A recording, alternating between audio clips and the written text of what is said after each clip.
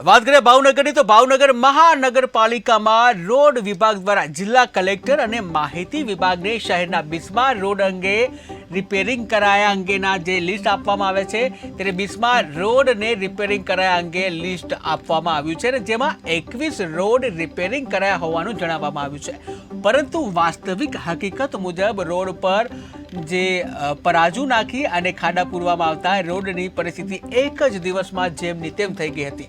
ત્યારે લોકોના ટેક્સના લાખો રૂપિયા ખાડામાં વેડફાઈ ગયા હોવાના આક્ષેપ વિરોધ પક્ષ દ્વારા કરવામાં આવ્યા છે, જ્યાં મહાનગરપાલિકાના રોડ વિભાગ દ્વારા જિલ્લા કલેક્ટર માહિતી વિભાગને 21 રોડ રિપેરિંગ કરાયાની માહિતી ખોટી આપી હોવાના પણ આક્ષેપ કરાયા હતા।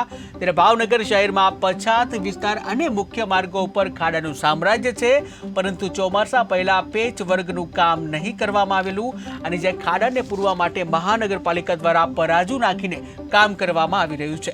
ત્યારે જ્યારે અમુક વિસ્તારની વાત કરીએ, અમુક વિસ્તારમાં કોલ્ડ નંબરનો ઉપયોગ કરવામાં આવે છે, પરંતુ બંને પદ્ધતિ પરાજુ માત્ર ભ્રષ્ટાચાર માટે વપરાતું હોય તે વિપક્ષ આક્ષેપ કરી રહ્યું છે। જ્યાં ભાવનગર શહેરમાં વરસાદના પગલે ઘણા ડામર રોડ તૂટી ગયા છે, ત્યારે લોકો પણ ત્રાહીમામ પોકારી ઉઠ્યા છે।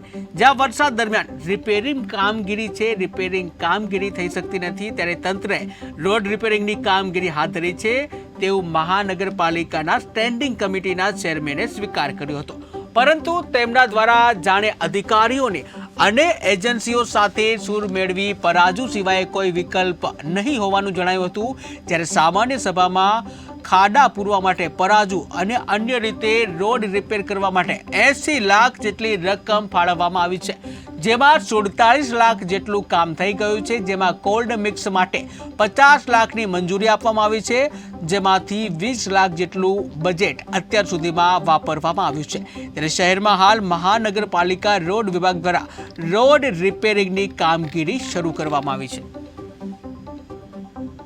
ભાવનગરની પરિસ્થિતિ જોઈએ તો રોડ રસ્તાની કે ભાવનગરની અંદર જે ચોમાસા દરમિયાન જે પરાજુ નાખવામાં આવ્યું હતું, 37 રોડ હતા, 37 રોડમાં એવું કહેવામાં આવે 21 રોડ રિપેરિંગ થઈ ગયા છે, પણ હાલ જુઓ તો ક્યાંય ઠેકાણા નથી રોડના।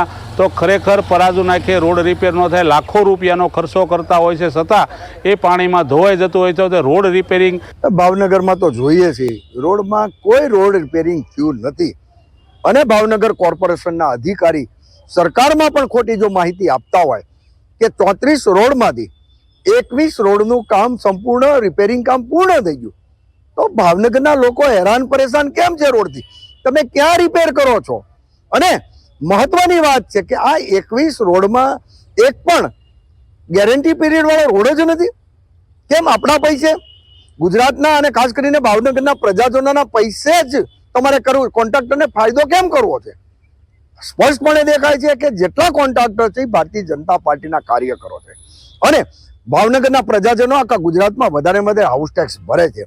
હવે આ અધિકારી અને શાસકો જો સરકાર સામે ખોટું બોલતા હોય તો ભાવનગરના પ્રજાજનોને હું એવું માનું છું મૂર્ખ સમજે છે। અમે મૂર્ખ નથી, અમે આવતા દિવસોમાં આ બાબત ઉગ્ર આંદોલન કરશું અને તમને પણ કહેશું કે આ રોડ એક પણ ગેરંટી પીરિયડમાં નહીં। એટલે આપણા કોન્ટ્રાક્ટર ખૂબ સારા છે, એ સાબિત આ ભારતીય જનતા પાર્ટીની સરકાર કરે છે, એટલા માટે કે સાથે મળી અને આ ભાવનગરના પ્રજાજનોના પૈસા ખાવા છે। ભાવનગર મહાનગરપાલિકા હસ્તકના જે રોડ રિપેરિંગની વાત છે, તો એમની અંદર કુલ 103 રોડ રિપેરિંગ માટેનું લિસ્ટ એક અમે સર્વે કરાવીને તૈયાર કર્યું છે, જેમાંના 21 રોડો રિપેરિંગ કરવા માટેનું, એટલે હાલ પૂરતું ચોમાસાની સિઝન હોવાના કારણે પરાજાથી રિપેરિંગ પણ કર્યું હોય અને કોલ્ડ મિક્સથી પણ રિપેરિંગ કર્યું હોય।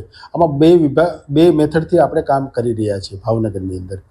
ભાવનગર મહાનગરપાલિકા દ્વારા ચોમાસામાં વરસાદની સિઝન ચાલુ છે ત્યારે અમે સર્વે કરીને અંદાજિત 34 જેવા રસ્તાઓ આઈડેન્ટિફાઈ કરેલા છે, જેમાં આપણે રિપેરિંગ કામગીરી હાથ ધરેલ છે। આ કામ મહદઅંશે પૂર્ણ થઈ ગયેલ છે અને તે કામ રિપીટેટિવલી ધોરણે કરવાનું હોતું હોય છે, કારણ કે વરસાદ આવ્યા બાદ ફરીવાર એ કામ કરવું પડતું છે। હાલ પરાજા મોટરેબલથી કરીએ છીએ, તેમજ કોલ્ડ મિક્સ જેટ પેજથી આ કામગીરી